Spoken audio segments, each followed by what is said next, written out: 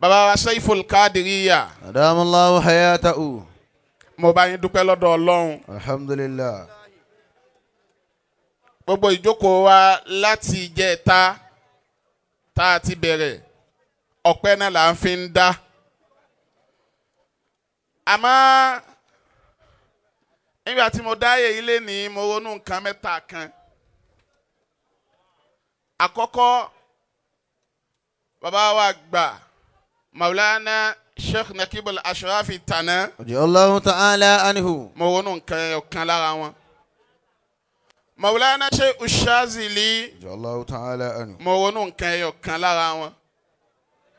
Maulana Amirul Jaysh. Mo ronú nǹkan kan lára wọn. Radiyallahu ta'ala anhu. Nígbà tí mo wá ronú nǹkan mẹ́tẹ̀ẹ̀ta yìí mo wá fi dúpẹ́ lọ́dọ̀ Ọlọ́run lára tó wá ṣẹlẹ̀ lénìí. Alhamdulillah. Kí ni tí mo ronú lára bàbá wa Nakibul Ashrafi Tana? Àwọn àgbàlagbà wọ́n máa ń fẹ́ kọ́ṣe àwọn bàbá tó bí wọn lọ́mọ níbi gbogbo nǹkan. Maulana Nakibul Ashraf. Radiyallahu ta'ala anhu. Wọ́n pẹ́ bàbá wa Sheikh Solaty. Sheikh. Ẹja wí bẹ́ẹ̀ dáadáa. Sheikh. Allahu ta'ala. Bàbá kọ́ mọ́ṣáláṣí káàkiri àgbáyé.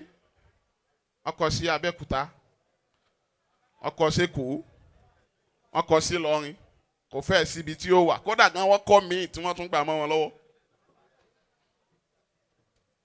Wọ́n tún kọ́ sí Kìsì.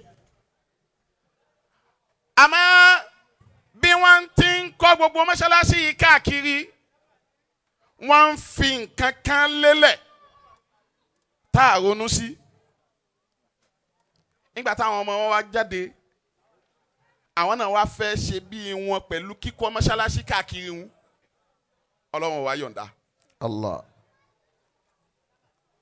Àìyọ̀ǹda tọ́lọ́run ò yọ̀ǹda fún wọn tí mo gbà lérò òun ni wípé wọ́n fẹ́ kọ́ àmọ́ Ọlọ́run ní ìwọ kọ́ ló kó àwọn ọmọ rẹ ni ó parí ẹ̀. Allah.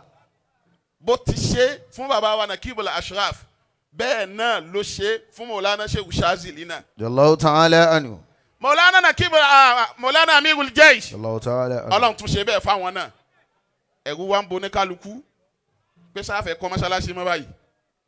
Òun ni gbogbo wọn ń pẹ̀tẹ̀ bọ́ mọ́ṣáláṣí yìí ni wọ́n sì ń lọ yìí.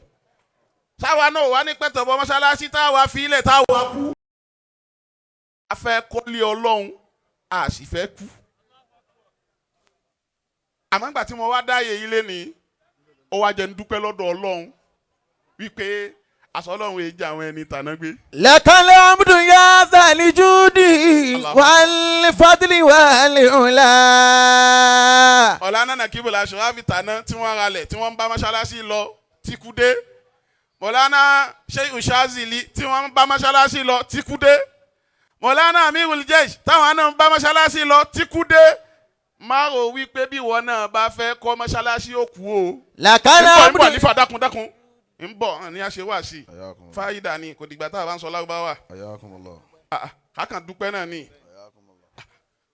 Kò dìgbà. Má rò pé ó kú.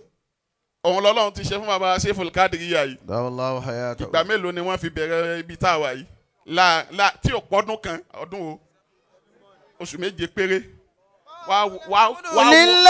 Wá wo bíbí yìí ṣe ṣe gidi. Alladhi adhhaba anna al-hadan. Ìfẹ́ ṣe wà sí ni. Inna rabbana lagafurun shakurun alladhi ahallana daral muqamati min fadlihi la yamassuna fiha nasabun wala yamassuna fiha lughub. Ẹ̀hún túmọ̀ sí wípé gbogbo ntọ́lọ́hún ṣe yí ọlá náà ni. Alhamdulillahi rabbil alamin. Sórí ètí lọ́lọ́run ti fọ fún wa yìí gbogbo ìwọ tí wọn náà bá fẹ́ kọ́ mọ́ṣáláṣí tó fẹ́ kọ́lé kéwú ọ̀nà ti ṣí fún ọ o kò sí kú mọ́. Àwọn tí wọ́n sì ń sọ pé ẹ̀mí ìwé gùn ẹ̀mí gígùn ni àwọn bàbá wa náà kí wọ́n lè aṣọ àfi sórí pa wọ́n parẹ́ ni Amirul Jay sórí pa wọ́n parẹ́ ni Maulana Sheikh Shazili sórí pa wọ́n parẹ́ ni mú ẹyọ kan wá nínú ìdílé tí. Qulil hamdulillahi. ẹyọ kan nú àwọn tí mo wí àpáta ni wọ́n. Wasalamu. àpáta pààrà ni wọ́n wá mẹ́ni ẹ̀kan wá ẹnìkan nù wọ́n mú un wá nínú ìran yín. Wasalamu. bí nǹkan bá tóbi bí nǹkan bá sì fẹ̀ ntí ó máa ṣẹlẹ̀ ń bẹ̀ náà tó tóbi ni.